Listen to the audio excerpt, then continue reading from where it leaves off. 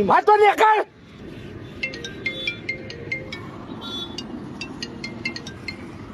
હાલો, નમસ્કાર સર, હું પીપીએમ કે બેંકમાંથી બોલું છું. પીપીએમ કે બેંક આવી છે બેંક? પીપીએમ કે સર, પીપીએમ કે મતલબ પારકા પૈસે મોજ કરો. પારકા પૈસે મોજ કરો? હા સર, અમારી બેંક તમને ઓછા ઇન્ટરેસ્ટ પર લોન આપવા માંગે છે. શું તમે ઇન્ટરેસ્ટેડ છો? ના.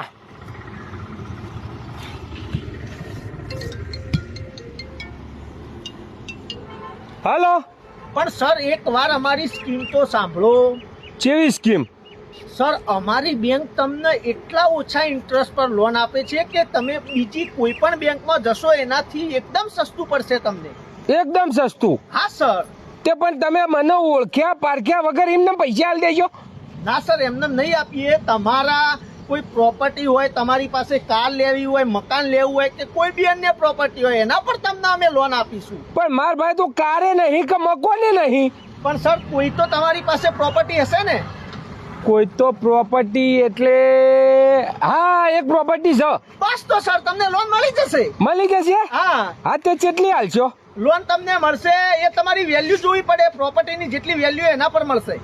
પ્રોપર્ટીની વેલ્યુ તો 30-40 લાખની વેલ્યુ હો ભાઈ. ઓ સર, તો તમને 20 લાખ રૂપિયા તો આરામથી લોન મળી જશે. આ 20 લાખ મળી જશે? હા સર. હા તો 20 લાખ તો જોવું જ છે. હમણાં ભણિયાને મોમેરું ભરવાનું મળ્યા. હા તો બસ તો સર તમારું એડ્રેસ આપો, હું ત્યાં આવું છું, પ્રોપર્ટી જોઉં અને તમને લોન પાસ કરાવી દઉં. હા હા. હા તો એક કામ કરો, હું તમને લોકેશન મોકલું, આવજો. હા. હો હા. ફટાફટ આવજો પાછા. હા. અને પૈસા લઈને આવજો તમે તાર હાથો હાથ. સર જોવા તો દો મને. હા હા, હું મોકલું લોકેશન.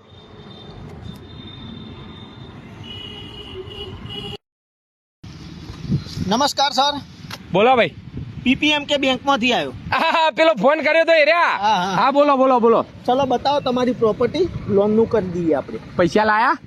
પેલા પ્રોપર્ટી તો બતાવો, એના પર નક્કી થશે એની વેલ્યુ જોઈને કે કેટલી લોન આપ. અરે વેલ્યુ તો બહુ ઊંચી હે યાર. એવું છે? ઓહો. હા કઈ વાંધો નહીં, તો બતાવો જલ્દી કે તમને.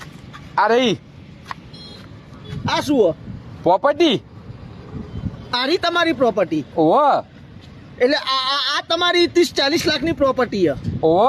આ તો ગલ્લો છે યાર. આ તો ગલ્લો જ છે ને. તો આ 30-40 લાખની કઈ રીતે પ્રોપર્ટી થઈ? તો સમજો ના, મારા દાદા પરદાદાનો ધંધો હવમો.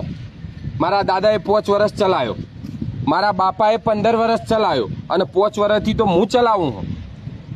દર મહિને 10,000નો નફો કરતા હતા.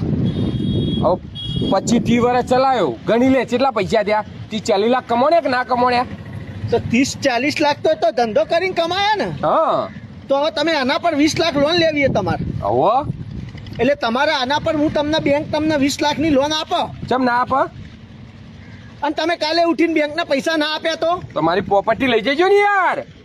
એટલે આ પ્રોપર્ટી લઈ જઈને શું કરવાનું? આ તો 5,000ની પ્રોપર્ટી છે તમારી. પણ વેચવી શું કરવા પડે તમારે? તો ચલાવવાની ને.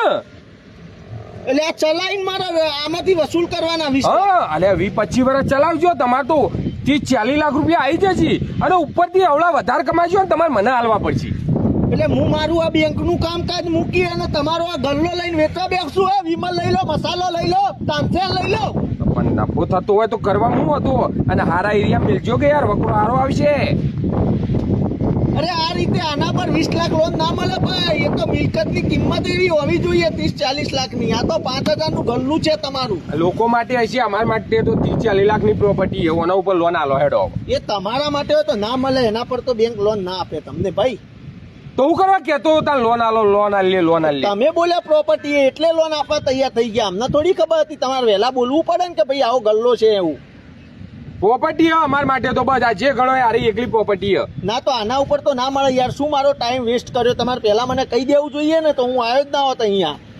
તો તણ મીએ તણ ચો લાકડીઓ મોરાવાન કીધું, તું ફોન કર્યો એટલે ના નથી પાડી કે લોન નહીં જોતી. તો હું તણિયો થઈ જતો હતો કે ઓછા ઇન્ટરેસ્ટ ઉપર લોન આલી દઈએ. ગમે તેને ફોન કરી દો. તમે જુઓ હોમલ્યો માણસ કઈ સિચ્યુએશનમાં. સર અમે લોન આલવા માટે તૈયાર છીએ, નથી લેવી લોન અમારે. અમારી કોઈ વાત સાંભળો તમે. તો કઈ ના સર, આના પર તો લોન નહીં મળે. વાત તો નીકળ.